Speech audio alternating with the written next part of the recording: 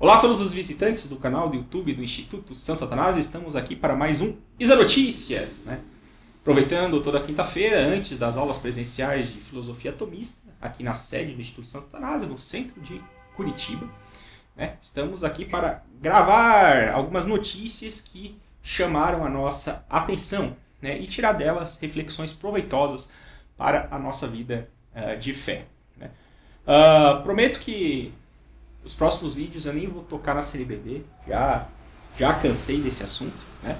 Mas chama atenção para a última palestra, né, que eu dei, que foi sobre a última parte daquele documento da Inapaz, né? Quem não assistiu ainda, recomendo que assista, porque lá nós simplesmente desmascaramos, né, alguns chavãozinhos desse pessoal da teologia da libertação, que tentam se passar por bonzinho, por pessoas que têm compaixão, né? Mas não é bem assim, né? Eles utilizam uma estratégia orleana, né, chamada dupli pensar, né? Ou seja, uma nova língua, né?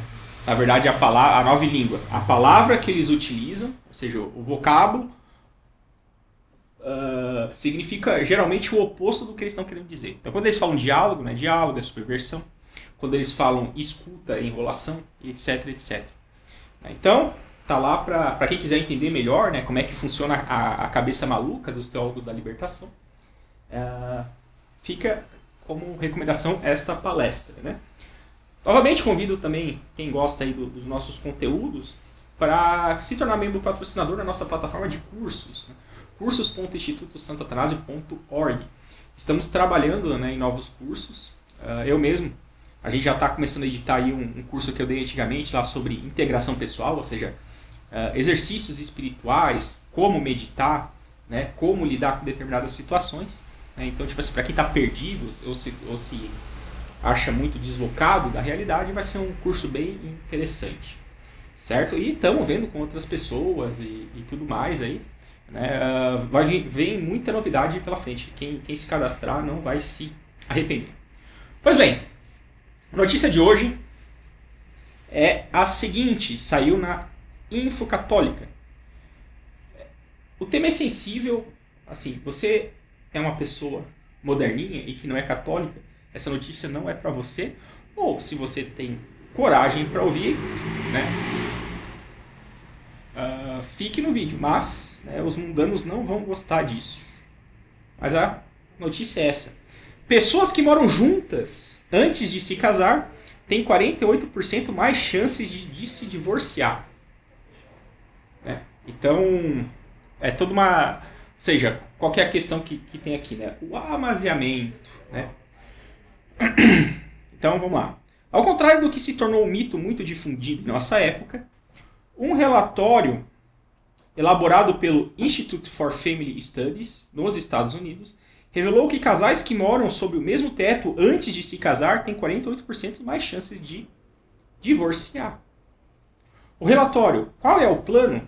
Coabitação, Compromisso e Divórcio, do Institute for Family Studies, indica que entre 50% e 65% dos americanos acreditam que morar junto antes do casamento aumentará as chances de um relacionamento bem-sucedido.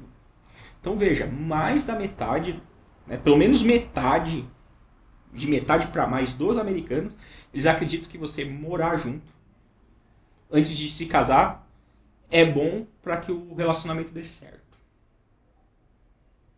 Como era de se esperar, os mais novos são os que mais acreditam na conveniência de morar junto antes de casar. É jovem. Esse é o problema, né? O jovem, como ele não tem experiência de vida, ele também, ao mesmo tempo, ele é muito romântico. Né? E aí eles consumem toda essa cultura, subcultura geek aí, novela, filme e tal, que é tudo apego ao romantismo, eles acreditam. Não, vamos morar junto, pra que casar? Isso não importa, importa o que a gente sente um pelo outro, todo esse papinho, né? E aí eles acham que é conveniente, né? Mas jovem, né? Falta experiência de vida. Né?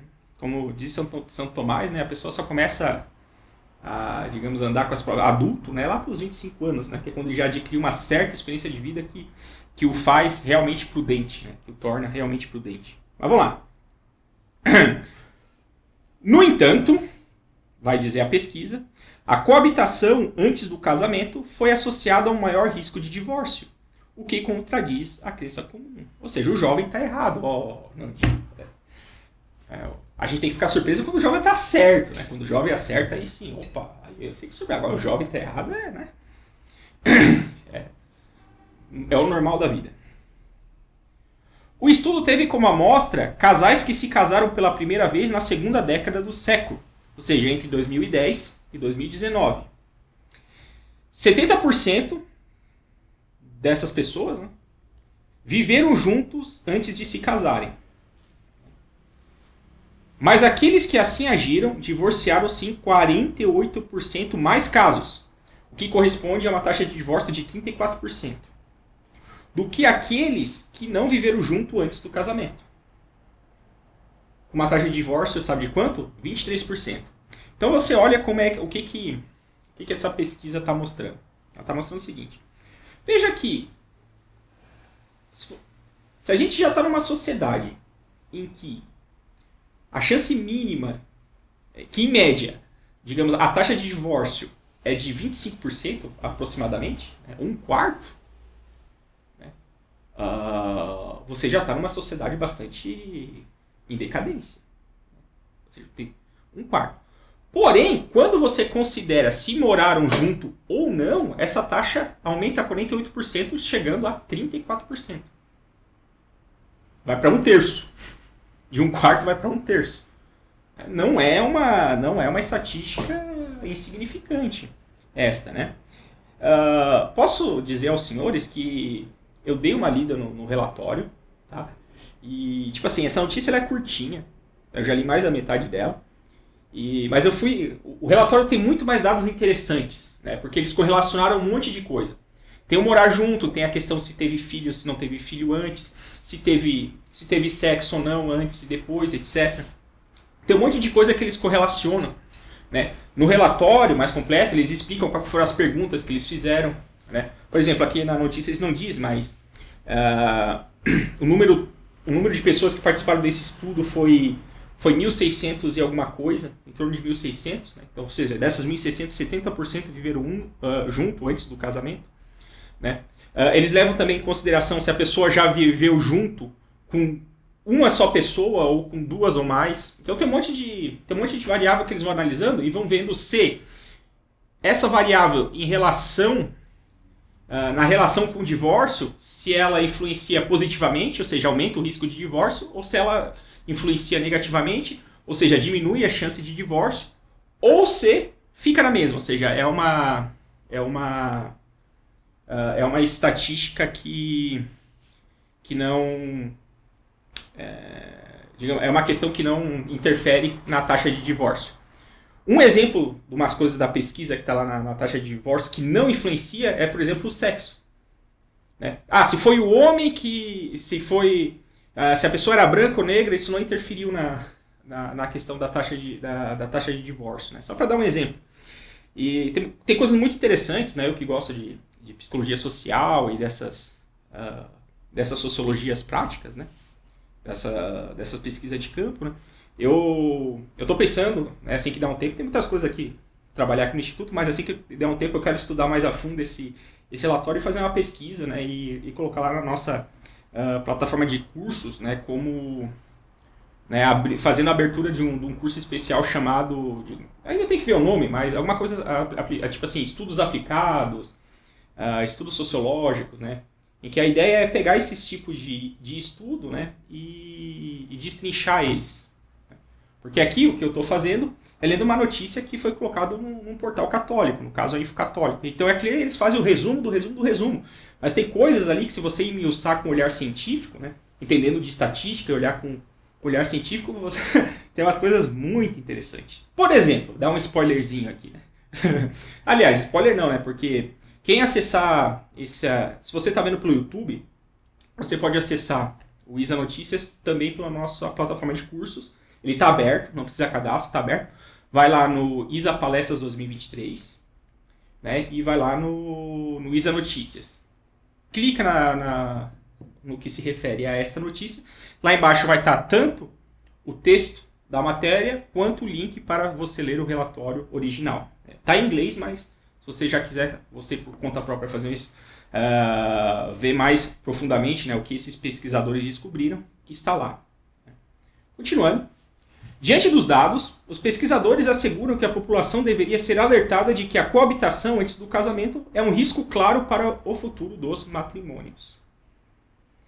Dentro dos grupos dos que vivem amancebados, também existem os fatores que condicionam o futuro do casamento. Essa aqui é uma parte interessante da pesquisa. As pessoas que afirmaram que o principal motivo para morarem juntos era testar o relacionamento, ou porque fazia sentido financeiramente,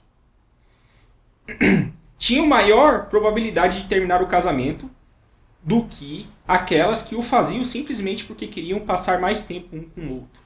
Ou seja, eles perguntaram na pesquisa, né, por que você decidiu? Você morou junto antes de casar? Tal. Morei. E uma das perguntas eles questionaram o que levou vocês a quererem morar junto? Essa foi a pergunta. E o principal motivo das pessoas, agora eu não vou lembrar qual que foram as porcentagens, mas o principal motivo das pessoas foram por motivos financeiros. Né? Motivos financeiros. E detalhe, né? E aí a pesquisa mostra que esse motivo financeiro influenciou na questão de aumentar o risco de divórcio. Então, há aquelas pessoas que decidiram que, tipo assim, não, vamos morar junto porque estavam decididas a se casar com outro e viram morar junto como uma etapa, o índice foi menor. E aqueles que, não, vamos morar junto aqui, vamos ver como é que fica, tal, vai ser bom financeiramente, esses aí o índice aumentou, né? Fica claro aqui, agora fazendo um comentário particular em relação a essa notícia, que o homem moderno, veja, novamente, a gente está falando aqui de uma população em que a taxa de divórcio já beira os 25%, né, frouxo, né, um quarto. Beleza. E beleza não, né, isso é muito ruim. Já é ruim, então, ou seja, já é uma sociedade que mostra questões de disfuncionalidades nas suas relações interpessoais, né? E quando você vai colocando, vendo as coisas que aumentam, né, o risco de fracasso, ou seja, aumentam as chances de divórcio, você vai vendo que quanto mais materialista e utilitarista é a razão, o motivo, quanto menos vontade tem na decisão, maior o risco de divórcio. Né? Então, você veja, né, os jovens, vamos voltar para os jovens, eles pensaram, não, vamos morar junto, porque, né, qual que é o raciocínio deles? Porque morando junto a gente vai adquirindo experiência, e aí quando a gente casar a gente vai ter uma certa experiência, né, e aí a chance de fracasso é menor. É falso, porque essa coisa de morar junto ainda não é um compromisso real e decidido, tal como é o casamento.